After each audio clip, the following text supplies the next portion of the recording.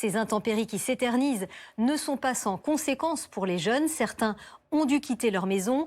Ils ne vont plus à l'école. Un traumatisme à prendre en compte. Reportage de Julien Erard et Hélène Camille.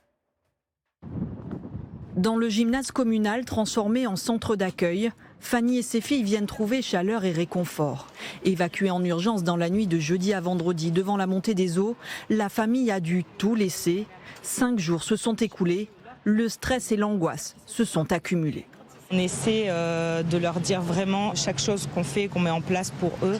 On leur demande aussi s'ils ont besoin de choses très souvent, ce qui pourrait aussi éventuellement leur faire plaisir et puis leur remonter le moral leur remonter le moral en permanence. Remonter un moral qui vacille dans un quotidien bouleversé. Plus de maison, plus d'école non plus depuis jeudi. Les cours devraient reprendre mercredi dans les collèges et les lycées. Un premier retour à la normale qui semble nécessaire. Je viens de lire des messages de profs qui nous ont dit de faire des choses si on était capable de le faire et en possibilité. Mais moi, j'ai pas encore fait grand-chose. On est toujours en train de bouger où on est là. Et les affaires, elles restent là-bas au logement. C'est déstabilisant.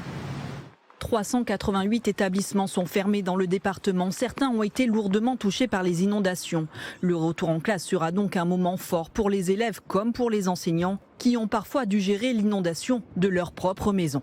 Il va falloir effectivement qu'ils retrouvent leur marque dans une école qui a peut-être été touchée, qui a peut-être aussi dégradé, et aussi lorsqu'ils viennent avec des images qui peuvent être traumatisantes pour des enfants qui sont jeunes. Ça va être un moment difficile, mais un moment important parce qu'ils ont aussi besoin de ça, c'est-à-dire de revenir à la vie normale. Les syndicats demandent ainsi l'ouverture d'une cellule psychologique pour que l'école reste un endroit de parole et de sécurité pour tous les sinistrés.